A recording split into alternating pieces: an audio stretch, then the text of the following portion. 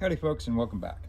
So I bought this brand new hexagonal Uberleben ferro rod the other day, and I've tested it out. I've lit a number of fires just using this surface here. It's not very worn down, and it works pretty good. Now, a couple things that I did to it to enhance it, to make it work better, was I took their stock striker off of that, which I have some complaints and observations. If I was going to make this, I would make this 1/4 inch. This way you could use a screwdriver bit or a Torx bit or whatever in that. Instead it's 8mm, and I guess that's so that you can open bottles using that, so that it's open wide enough, but it just seems kind of a waste of a good spot for a 1/4 inch drive. I guess this is for scraping on a round rod. It really doesn't work that well on a hexagonal rod. But one of the things that I noticed was, okay, I bought this because it's one of the few 6-inch ferro rods out there, and it advertised it as being 1/2 of an inch. Well, this round rod is advertised as being 5/16 of an inch, and it is in fact 5/16 of an inch. The problem is this isn't a 1/2 inch. So this is a 7/16 wrench, if you can read it on there, and just a standard little box end wrench, and it fits right over top of it with no problem. I've only worn the one surface away, so that, using it a few times has not caused this. And in a 1/2 inch wrench, it is completely loose. So it is in fact a 7/16 rod. And what they did was they measured point to point instead of the flat to flat.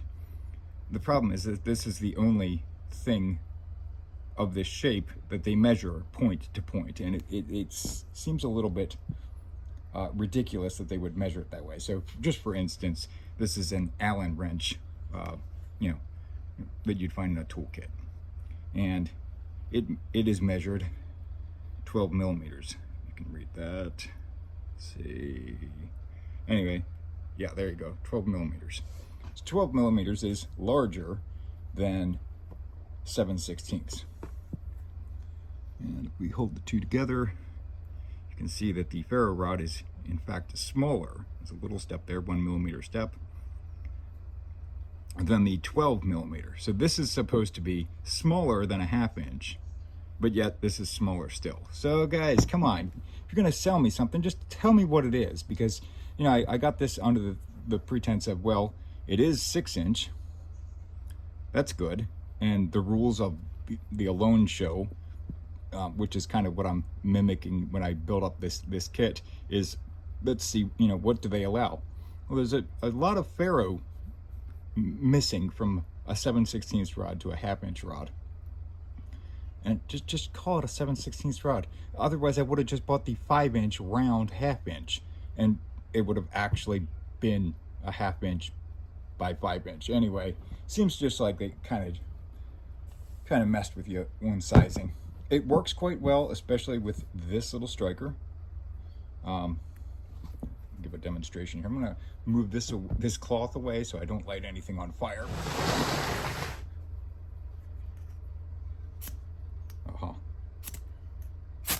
There you go.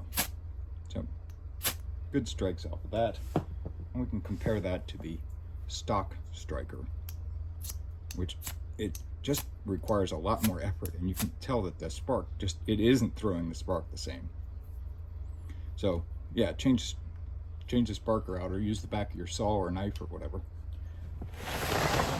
But I don't know, all in all, I'm pretty happy with the way it makes sparks, and it's probably completely usable. I mean, the chances of you using one up this size in a few months is pretty unrealistic. Would I buy another one? I don't know. I think I'd just get the 5-inch with the round one instead of the hexagonal.